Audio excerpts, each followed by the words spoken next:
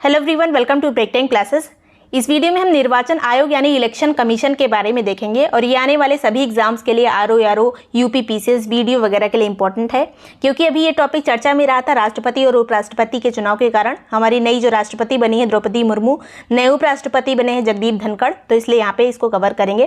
किस आर्टिकल में दिया हुआ है, तो आर्टिकल 324 में दिया हुआ है निर्वाचन आयोग। इसके अलावा आरओ की अगर आपको टेस्ट सीरीज ज्वाइन करनी है, जिसके साथ ही सभी शॉर्ट नोट वगैरह दिए जाते हैं, तो 7355459135 जो हैशटैग में नंबर दिया हुआ है वहाँ पे आप कांटेक्ट कर सकते हैं। तो चलिए शुरू करते हैं। यहाँ पर अभी निर्वाचन आयोग यानी इलेक्शन कमीशन ये बना कब था, अस्तित्व में कब आया था, तो 25 जनवरी 1950 को। 25 जनवरी 1950 को आर्टिकल नंबर 324 के तहत ये बना था। इसके अलावा इसके काम कौन कौन से हैं, तो इसका काम है संसद के चुनाव को कंडक्ट कराना, यानी लोकसभा और राज्यसभा के जो चुनाव होते हैं। इसके अलावा राज्य विधानमंडल के चुनाव को कंडक्ट कराना, जो हमारे सीएम वगैरह बनते हैं हर स्टेट में अलग अलग, उसका चुनाव को कंडक्ट कराने का काम निर्वाचन आयोग का होता है। राष्ट्रपति के चुनाव को कराना, उपराष्ट्रपति के चुनाव को कराना, ये सभी काम जो है निर्वाचन आयोग का होता है। निर्वाचन आयोग पूरे देश में एक ही होता है, यानी जो राष्ट्रीय निर्वाचन आयोग है। इसके अलावा अलग अलग स्टेट के अपने अलग अलग भी राज्य निर्वाचन आयोग होते हैं। जैसे उत्तर प्रदेश का अपना उत्तर प्रदेश निर्वाचन आयोग भी होगा, लेकिन उसका काम क्या होगा, सिर्फ पंचायत के चुनाव को कराना और नगर निगम के चुनाव को कराना। इसका काम राज्य विधानमंडल के चुनाव को कराना नहीं होगा। राज्य विधानमंडल का काम जो है, चुनाव का काम, वो निर्वाचन आयोग देखेगा जो भारत का है। आगे बात करते हैं कि ये राष्ट्रीय निर्वाचन आयोग है, इसमें कितने सदस्य होते हैं, तो वर्तमान में इसमें 3 सदस्य हैं। इन सदस्यों की संख्या भी चेंज की जा सकती है, राष्ट्रपति इसे चेंज कर सकता है।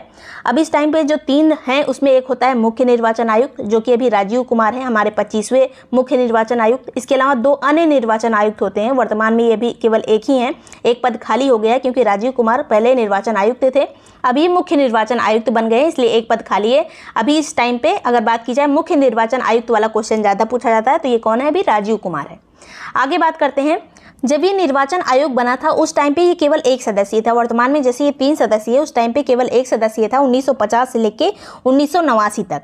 उसके बाद 1989 में 3 सदस्यीय कर दिया गया, क्योंकि उसी टाइम पे जो मतदान की आयु है उसे 21 वर्ष से घटा के 18 वर्ष कर दिया गया था। इसीलिए निर्वाचन आयोग पे ज़्यादा लोड ना आए, इसलिए इसे 3 सदस्यीय किया गया था। लेकिन उसके एक ही साल बाद 1990 में फिर से ये 1 साल के लिए 1 सदस्यीय हो गया था, 1-2 साल के लिए। उसके बाद 1993 में 1993 के बाद से अभी तक ये 3 सदस्यीय बना हुआ है। 3 सदस्यीय लास्ट में कब से बना, तो 1993 से। अब यहाँ पे बात करते हैं इसकी क्या क्या, जो तीनों सदस्य होते हैं उनके पास क्या क्या शक्तियाँ होती हैं, तो तीनों के पास समान शक्तियाँ होती हैं, चाहे वो मुख्य निर्वाचन आयुक्त हो चाहे वो दोनों वाले हों। और इसके अलावा इनके जो वेतन भत्ते और जो लाभ के पद हैं वो सब समान होते हैं। जो जो चीज़ें मुख्य निर्वाचन आयुक्त को मिलेंगी वही बाकी आयुक्तों को भी मिलेंगी। अब इसमें जो वेतन भत्ते होते हैं वो किसके बराबर होते हैं, ये भी पूछ लिया जाता है, तो सर्वोच्च न्यायालय यानी सुप्रीम कोर्ट के न्यायाधीश के बराबर इन्हें वेतन भत्ता मिलता है।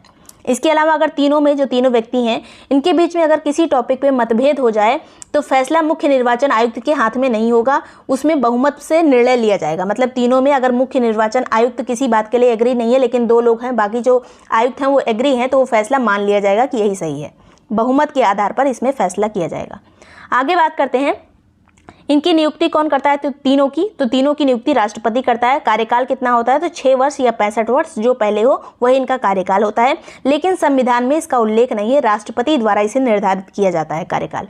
लेकिन अगर पूछ लिया जाए क्या ये राष्ट्रपति के प्रसाद पर्यंत कार्य करते हैं, तो नहीं, कभी भी इन्हें हटाया नहीं जा सकता। इसके लिए एक प्रॉपर प्रक्रिया है। जिस तरह से जो सर्वोच्च न्यायालय का न्यायाधीश है उसे हटाया जाता है, उसी तरह से यहाँ पे निर्वाचन आयोग के मुख्य न्यायाधीश को भी हटाया जाता है।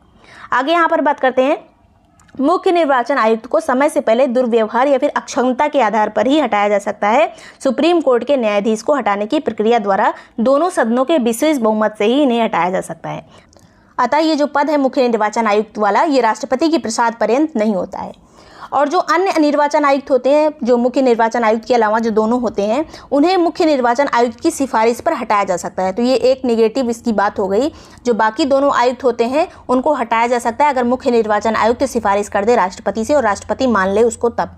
आगे बात करते हैं यहाँ पर पद से हटने के बाद, इसमें जितने भी आयुक्त होते हैं उनको हटने के बाद दूसरे पद पे भी नियुक्त किया जा सकता है। मतलब उनका जो है ये नहीं होगा कि आप इस पद से रिटायर हो गए, आप किसी और पद पे सरकार में नहीं जा सकते, वो दोबारा किसी पद पे जा सकते हैं। इसको भी एक निगेटिव इम्पैक्ट माना गया है निर्वाचन आयोग का।